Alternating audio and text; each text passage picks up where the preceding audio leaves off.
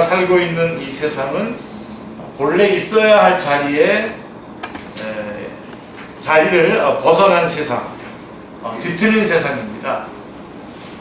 그렇게 된 지가 너무 오래돼서 제자리가 어디인지조차 망각해버린 세상입니다. 이런 우리들에게 창세기 2장은 세상의 본래의 모습, 우리가 우리의 돌아가야 할 것이 어디인지를 보여주고 있습니다. 그래서 오늘 말씀 여러분 잘 보시면 원래의 자리로 우리 세상이 원래의 자리로 돌아가야 할 것을 말씀해주고 있는데요. 오늘 말씀을 통해서 우리가 하나님께서 선하고 아름답게 창조하신 인간이 본래 어떤 존재인지 발견할 수 있기를 기도합니다. 그래서 우리가 에덴의 기쁨과 행복을 회복할 수 있기를 기도합니다. 자, 4절 같이 한번요. 이것이 천지가 창조될 때에 하늘과 땅의 내력이니 여호와 하나님이 땅과 하늘을 만드시던 날에. 여기서 내력이라고 하는 말은 족보를 말하는 것입니다. 창세기에는 10개의 족보가 있다고 했죠. 톨레도트. 10개의 족보가 나옵니다. 이것이 첫 번째 족보입니다. 그래서 첫 족보가 말하는 바는 인류의 기원은 천지를 창조하신 하나님께 있다는 것입니다. 그런데 여기 처음 등장하는 여호와 하나님이라고 하는 호칭이 눈길을 끕니다. 그래서 여태까지는 하나님 그랬는데 2장 4절부터는 여호와 하나님이라고 하는 호칭이 나오는데요. 자, 성경에서 여호와는 인간과 인격적인 관계를 맺으시고 말씀하시고 언약을 맺으시는 하나님의 이름입니다. 그래서 우리 창세기 1장에서 하나님은 우주 만물을 창조하신 권능과 지혜의 하나님이십니다. 그리고 창세기 2장에서 보는 것 같이 하나님은 그 만물 중에서 특별히 인간과의 밀접한 관계를 맺으시는 여호와이십니다. 그 관계는 하나님께서 친히 인간을 창조하시는 일에서부터 시작이 됩니다. 그래서 5절 6절에는 창세기 2장 5절 6절에는 사람이 창조되기 직전에 땅의 상태를 보여주고 있습니다. 땅에는 비가 내리지 않았습니다. 들에는 초목이 없었습니다. 밭에는 채소가 나지 않았습니다. 한마디로 사람의 손길이 전혀 닿지 않은 황무지와 같았습니다. 또 안개만 땅에서 올라와서 어딘가 음산한 느낌을 줍니다. 마치 주인공이 오르기 전에 드라이 아이스만 피어오르는 텅 빈 연극 무대처럼 세상은 사람의 첫 등장을 기다리고 있었습니다. 이때 하나님이 인간을 어떻게 창조하셨습니까? 7절 말씀 같이요. 여호와 하나님이 땅의 흙으로 사람을 지으시고 생기를 그 코에 불어넣으시니 사람이 생명이 되니라. 여호와 하나님이 흙으로 사람을 지으셨습니다. 여기에서 짓다라고 하는 말은 토기장이가 진흙을 이겨서 정성스레 작품을 만들 때에 사용하는 동사입니다. 토기장이가 흙으로 항아리를 빚듯이 하나님께서 정성껏 애정을 듬뿍 담아서 사람을 만드셨습니다. 그러나 흙으로 만들어진 사람은 아직까지 숨을 전혀 움직이지도 않았습니다. 그저 차디찬 진흙덩어리에 불과했습니다. 이때 하나님께서는 그 코에 신이 생기를 불어넣으셨습니다. 하나님의 기운이 인간의 육체 속에 들어오자 비로소 사람은 숨을 쉬기 시작했습니다. 심장이 쿵쾅쿵쾅 뛰고 따뜻한 피가 온몸을 돌기 시작했습니다. 그제야 인간은 먹고 마시며 노래하고 춤추는 살아있는 인간이 되었습니다. 그래서 19절에 보면 2장 19절에 보면 하나님은 각종 들짐승과 공중의 각종 새도 흙으로 빚어 만드셨습니다. 그러나 오직 인간에게만 하나님께서 직접 그 코에 생명의 호흡을 불어넣어 살아있는 존재가 되게 하셨습니다. 자, 이 말씀이 의미하는 바가 무엇일까요? 이것은 하나님이 인간 생명의 수요자요 공급자가 되신다는 사실입니다. 욥기 33장 4절을 보시면요, 여호와의 하나님의 영이 나를 지으셨고 전능자의 기운이 나를 살리시느니라 라고 했습니다. 현재 우리가 살아있는 것도 전능자의 기운이 우리 코에 불어 넣어졌기 때문입니다. 우리의 생명의 근원은 하나님이십니다. 우리의 생명은 우리의 것이 아닙니다. 부모님의 것도 아닙니다. 생명은 하나님의 것입니다. 생명의 주인이신 하나님께서 우리 영혼을 도로 찾으시면 어떻게 되겠습니까? 우리의 육체는 즉시 흙으로 돌아갈 수밖에 없습니다. 이것이 우리 인생의 본질입니다. 시편 103편 14절은 이는 그가 우리의 체질을 아시며 우리가 단지 먼지뿐임을 기억하심이로다 라고 말씀하고 있습니다.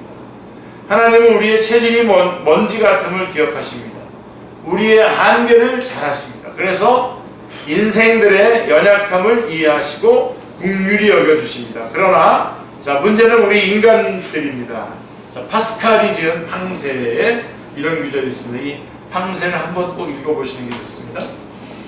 인간은 수증기나 바늘침 하나로도 죽일 수 있는 연약한 존재이다. 반면에 이 우주는 얼마나 광대하고 강한가. 그러나 인간은 그가 약하다는 사실을 알고 있는 반면에 우주는 자기가 강하다는 사실을 모르고 있다. 여기에 인간의 미대성이 있다. 인간은 생각하는 갈대인 것이다. 생각하는 갈대라고 유명한 말이죠. 하지만 파스칼의 말처럼 모두가 다 생각하는 갈대는 아닌 것 같습니다. 생각 없는 갈대, 자기의 약함을 모르는 갈대도 있습니다. 자기가 강한 줄 알고 마치 자기가 영원할 줄 착각하는 사람이 있습니다. 보자기를 두르고 옥상에서 뛰어내리는 철부지 꼬마아이처럼 황금박쥐죠. 황금박쥐. 자아도취에 빠진 사람이 있습니다. 그러나 여러분, 우리는 슈퍼맨도 아니고요, 어벤져스도 아닙니다. 그냥 사람입니다. 아멘. 부서지기 쉬운 흙으로 만들어져 생명을 하나님께 의존하는 존재. 우리는 창조주 하나님이 없이는 살 수 없는 존재입니다. 그러므로 겸손히 자신의 창조자를 의지하는 것, 이것이 하나님의 피조물로서의 사람의 마땅한 본분입니다. 하나님께서 내게 생명을 선물로 주신 것을 기억하고 감사하는 삶, 이것이 우리가 있어야 할 제자리입니다. 이 제자리. 찬송가 292장 2절 아시죠? 주 없이 살 수 없네 나 혼자 못쓰니 힘없고 부족하며 지혜도 없도다. 내 주는 나의 생명 또 나의 힘이라 주님을 의지하여 지혜를 얻으리. 이 고백이 우리의 고백이 되기를 기도합니다. 8절 말씀 같이요. 여호와 하나님이 동방의 에덴에 동산을 창설하시고 그 지으신 사람을 거기 두시니라. 하나님은 사람을 창조하신 후에 내 스스로 알아서 살아라 하시며 획 던져놓지 않으셨습니다. 자, 이렇다고 보는 그 주장이 이신론이죠, 그죠? 이신론. 그거에서 지금 설명하지는 않겠습니다. 자, 에덴 동산을 창설하시고 거기에서 행복하게 살도록 최대한 배려를 하셨습니다. 그 땅에는 보기에 아름답고 먹기에 좋은 나무들이 많이 있었습니다. 자, 현대의 대도시 어떻습니까? 온통 회색이죠? 건물도 회색이고 거리도 회색이고 자동차도 회색이고 하늘마저 회색입니다. 그러나 에덴에는 넓고 푸른 풀밭이 융단처럼 깔려 있었습니다.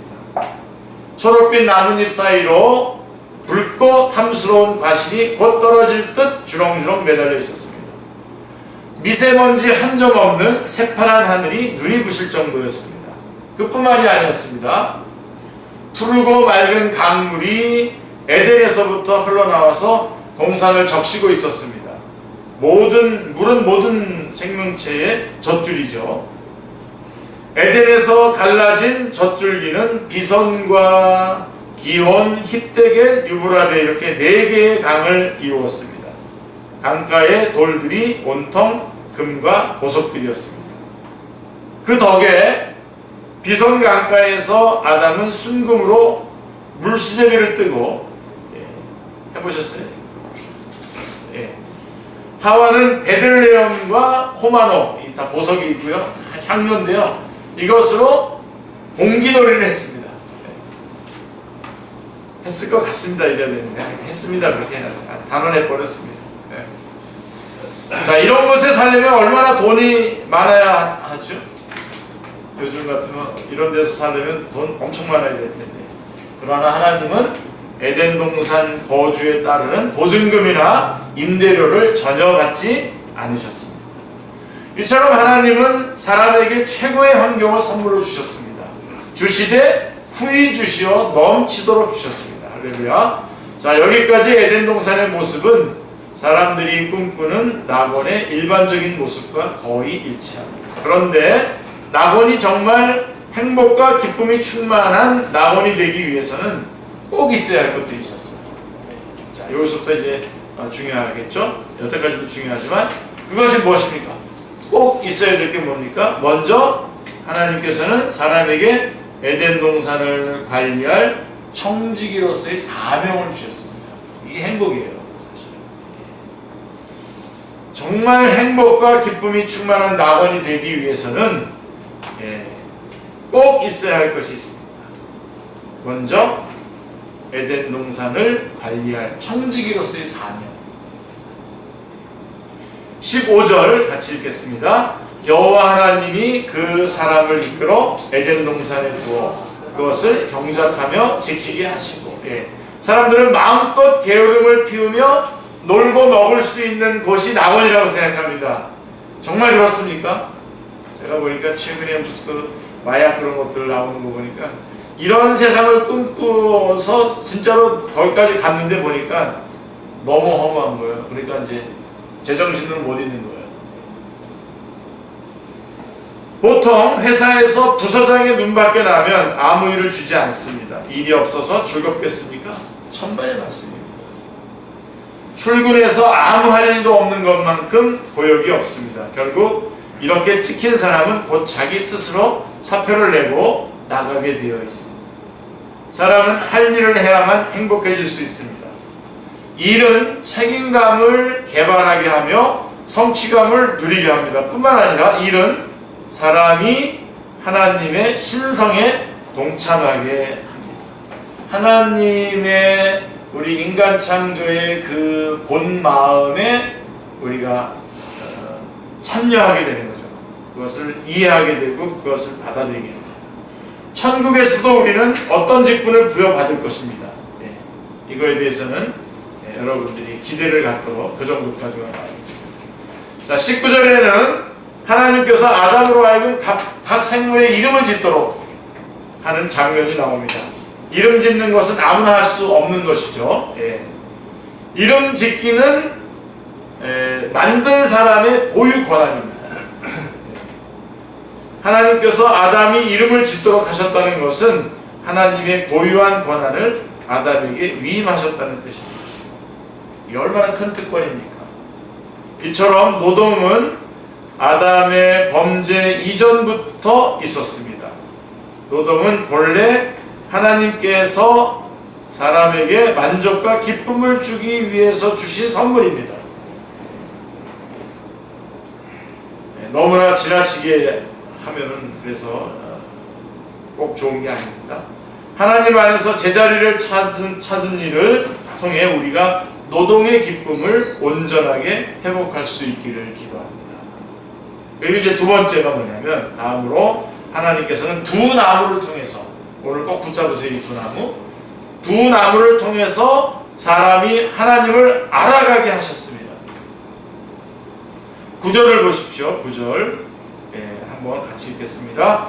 여호와 하나님이 그 땅에서 보기에 아름답고 먹기에 좋은 나무가 나게 하시니 동산 가운데에 있는 생명나무와 선악을 알게 하는 나무도 있더라. 동산에 있던 모든 나무들 중에 특별한 것은 중앙에 있는 두 나무입니다. 그러니까 첫째 나무의 이름은 생명나무요, 둘째 나무의 이름은 선악을 알게 하는 나무였습니다. 그동안 이 두 나무는 수많은 질문과 호기심이 대상이 되어 왔습니다. 아담이 생명나무의 열매를 먹어봤을까요? 안 봤을까요? 네? 이거 좀 정리를 좀 했으면 좋겠어요. 생명나무를 먹어봤을까요? 안 먹어봤을까요? 네. 네. 생명나무는 먹지 말란 말 하지 않았죠. 네. 우리 먹는 거로 턴이나. 네. 자, 그래서 16절에서 보세요. 16절에서 하나님께서는 동산 각종 나무의 열매는 내가 임의로 먹으라 했잖아요. 16절에서 분명히 다 먹으라 그랬어요. 그렇기 때문에 아담이 생명나무의 실과도 먹어봤을 가능성이 있습니다. 분명히. 또 이 나무들이 어떻게 생겼을까도 궁금합니다. 그런데 대부분의 화가들이 그림을 그리잖아요. 그림을 그릴 때에 신기하게도 이 선악을 알게 하는 나무의 열매를 사과나무라고 사과처럼 생겼게 그려요. 왜 하필이면 사과인지 모르겠습니다. 자, 그래서 17절에 보면 하나님께서 선악을 알게 하는 나무의 열매는 먹지 말라. 내가 먹는 날에는 반드시 죽으리라 하셨습니다. 자, 이제부터가 이제 중요합니다. 자, 이 규절 때문에 어떤 사람은 왜 하나님이 선악을 알게 하는 나무를 거기다 두셔놓고 또 먹으니까 뭐 문제를 삼느냐라고 이렇게 문제를 제기합니다. 이 나무만 없었다면 범죄도 없었겠고 죽음도 없었을 것이라고 생각하기 때문입니다. 심지어 하나님이 아담이 범죄를 저지를 때를 기다리며 함정을 파놓은 것이 아니냐라고 말하는 사람도 있습니다. 이 정도 되면 막 하자는 거죠. 자, 그러면 생명나무와 선악을 알게 하는 나무는 무엇을 의미하는 것입니까? 자, 왜 이 두 나무는 에덴 동산 한가운데 있어야만 했습니까? 꽉 붙잡으세요, 오늘 여러분.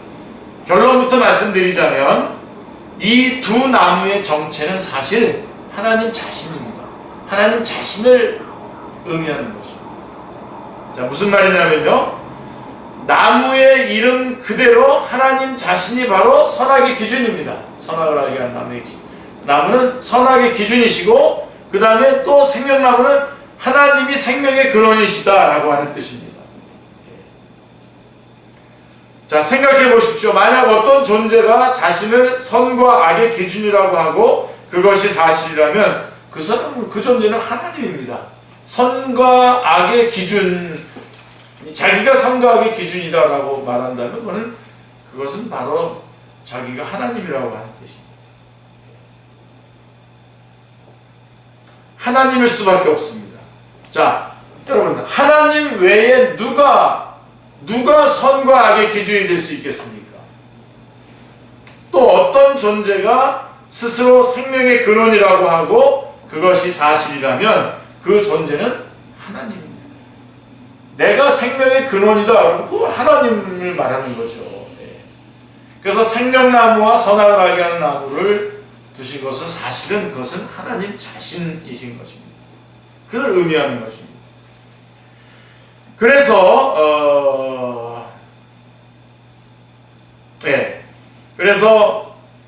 동산 중앙에 두 나무가 있었다는 것은 하나님께서 자신이 창조하신 세계 가운데에 함께 계시다라고 하는 것을 의미하는 것입니다. 그래서 창조주 하나님께서 선과 악의 기준이 되어 역사를 이끌어 가시고 창조 세계를 다스리신다라고 하는 것입니다. 아울러 생명나무가 돼서 생명을 공급하시고 생명을 지키신다는 것입니다.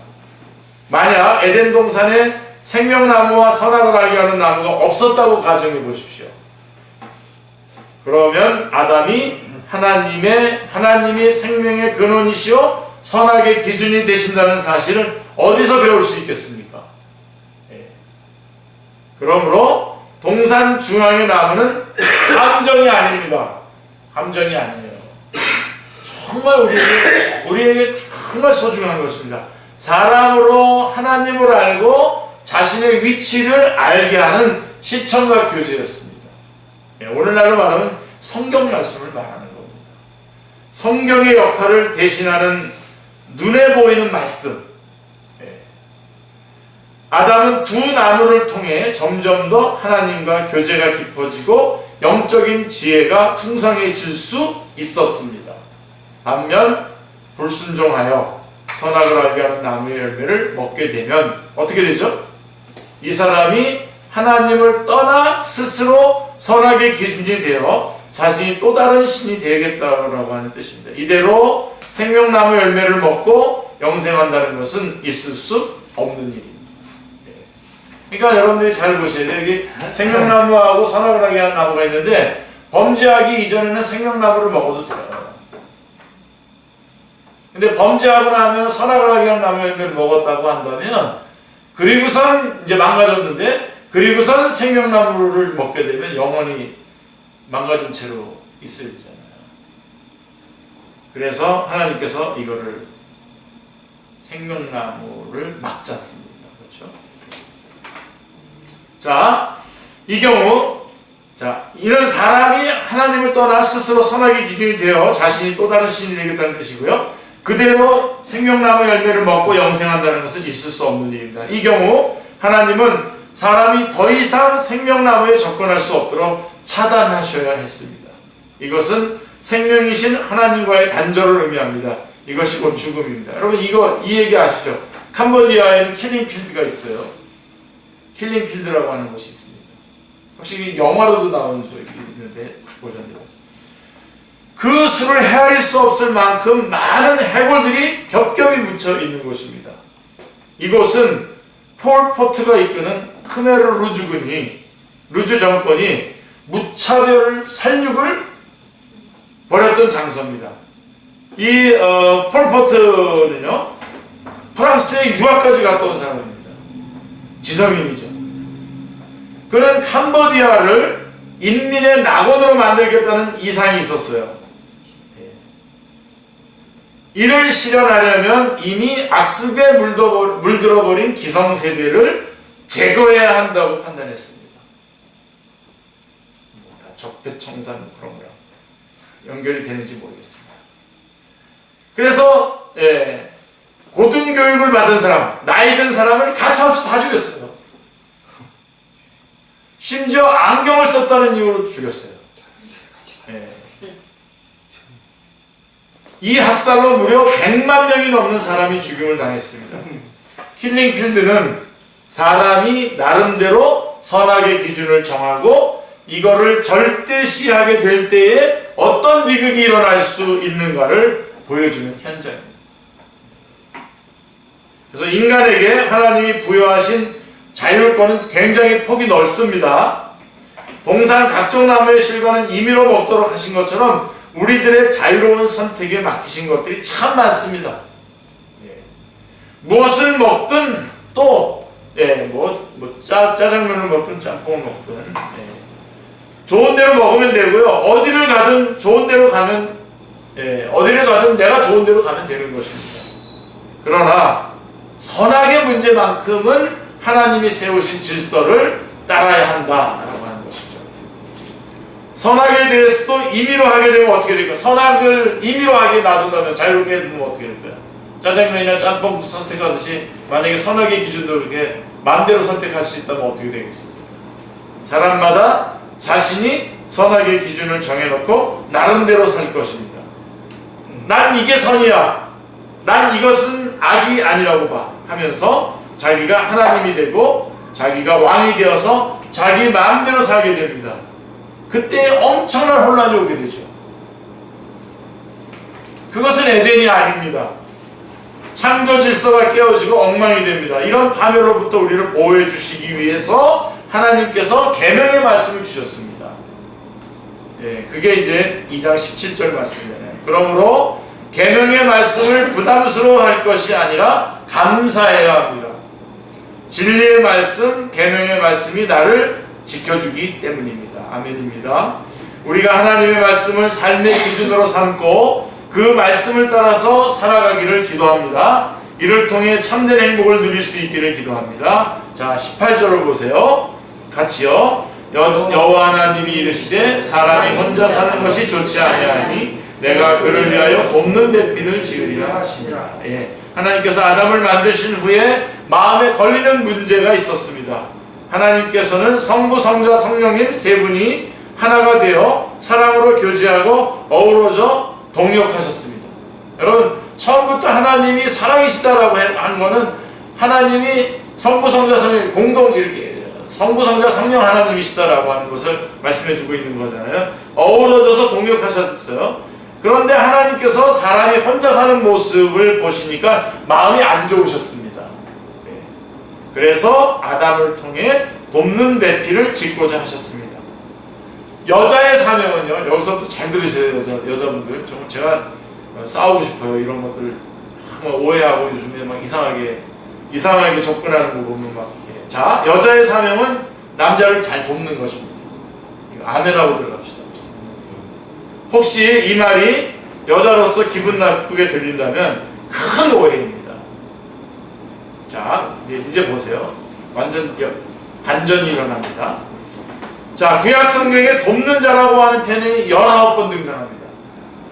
그 중에 16번이 주어가 하나님이에요. 19번에 돕는 자라고 하는 말이 나오는데 16번이나 그 주어가 하나님이세요.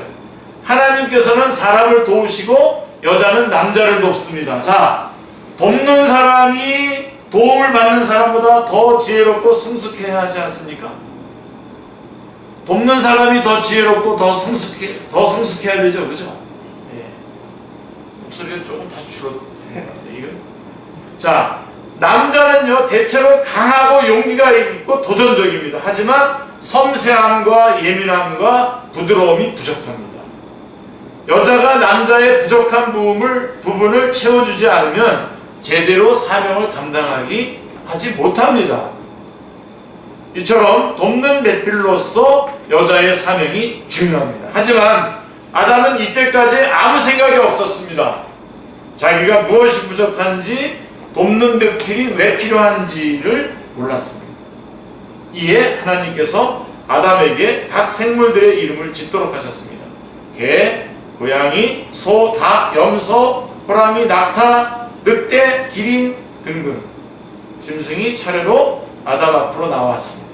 아담은 이 일을 하면서 가만 보니까 다른 생물들은 다 짝이 있는데 자기만 혼자예요. 자기만. 갑자기 외로움이 몰려왔습니다. 이름을 짓다가 아이디어가 고갈되었을 때에 도와줄 사람이 아무도 없었습니다. 아담은 생각했습니다.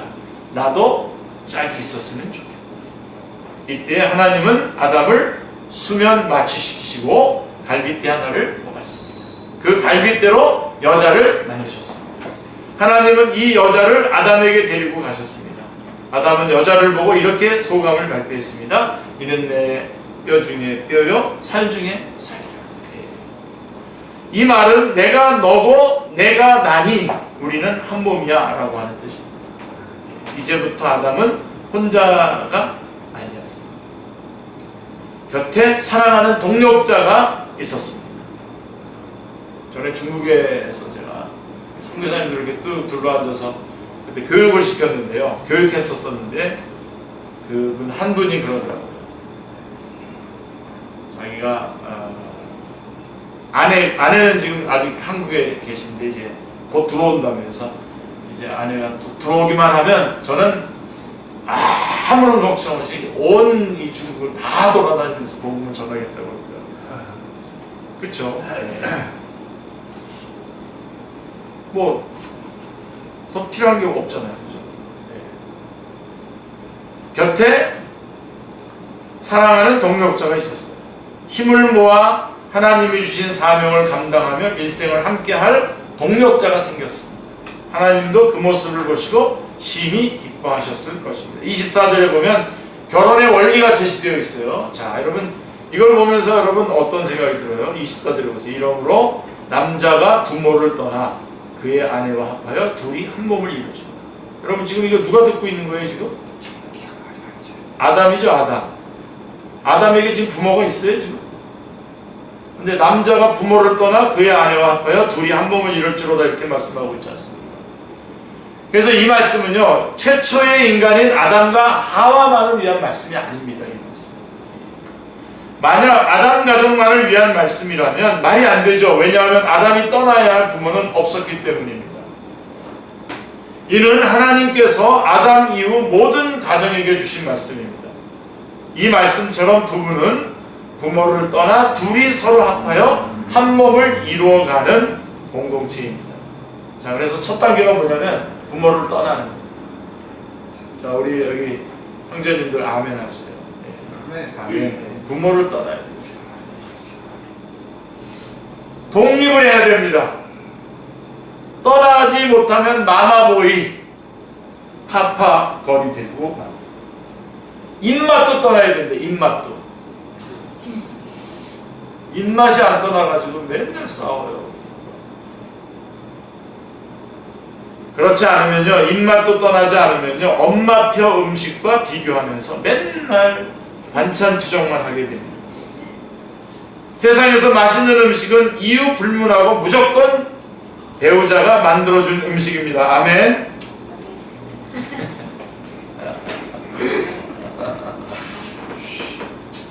최고의 맛있는 음식은, 세상에서 최고의 맛있는 음식은 배우자가 만들어준 음식. 네, 여기서 뭐 배우자는 요즘은 남자가 여자한테 만들어줍니다. 자, 그 다음에 두 번째가 뭐냐면, 그 다음 부부는 서로 합하여 한 몸을 이루도록 애써야 합니다. 한 집에 산다고 저절로 한 몸이 되는 것은 아닙니다. 남편과 아내는 영적으로, 인격적으로, 육체적으로 하나가 되도록 기도해야 합니다. 무엇보다 대화와 소통을 열심히 해야 합니다.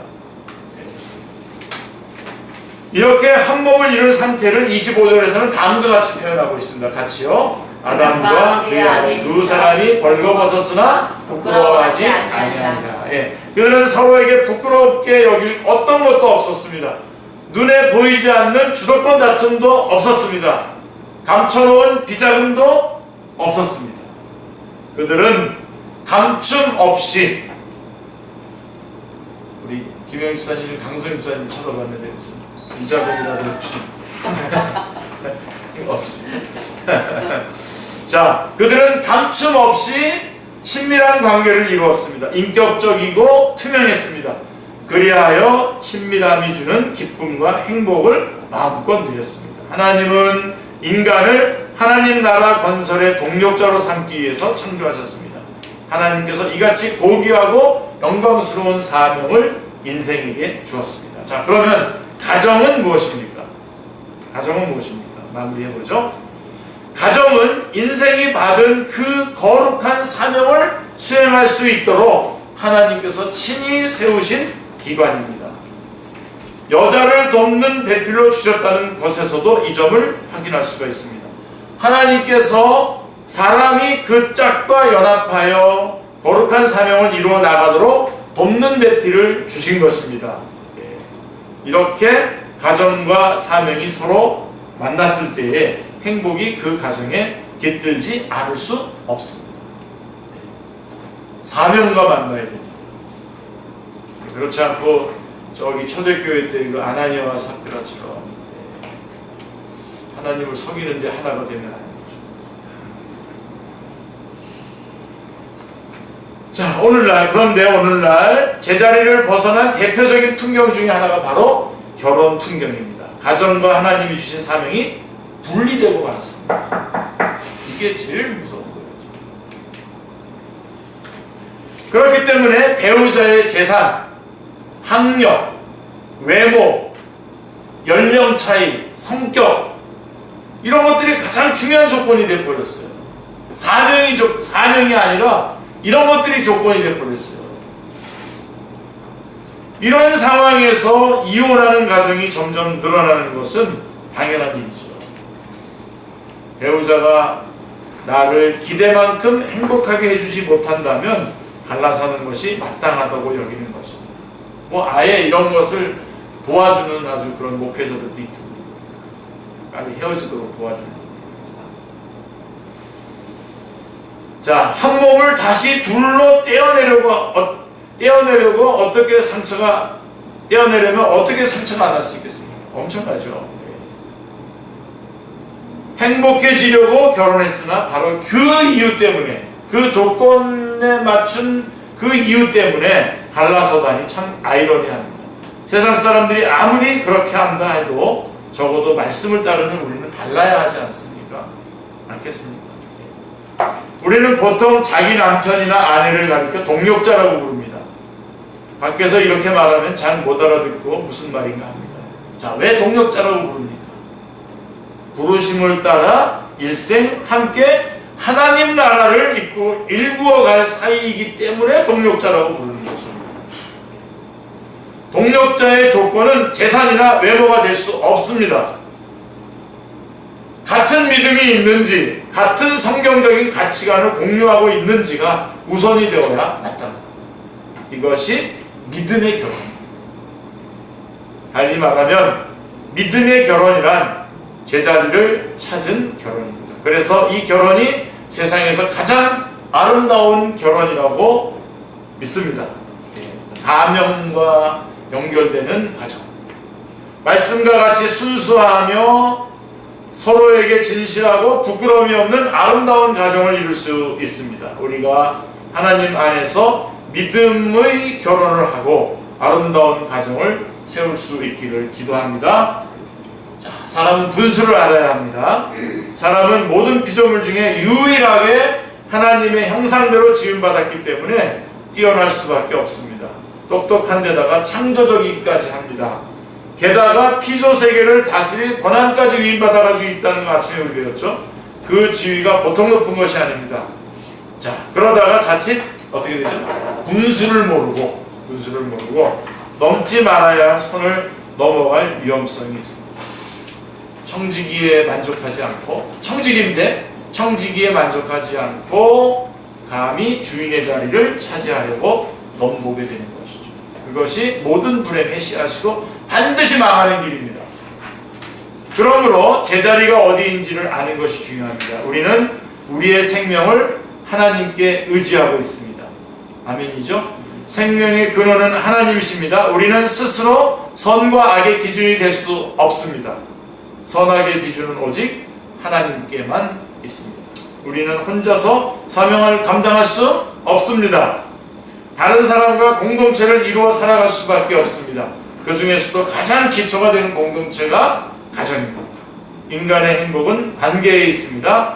우리가 하나님과 사람과 바른 관계성을 맺고 그 안에서 에덴의 기쁨과 행복을 누릴 수 있기를 간절히 기도합니다.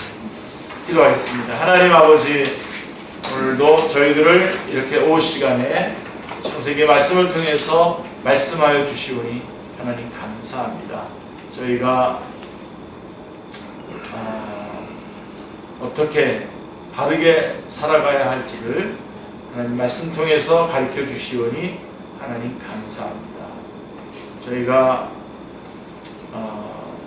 주님이 원하시는 복된 가정 이루고 그 안에서 주께서 맡겨주신 사명을 감당할 수 있게 해주시고, 하나님 저희가 연약한 존재요 하나님을 의지하여야만 되는 존재인 것을 한순간도 잊어버리지 않게 하여 주시기를 바랍니다.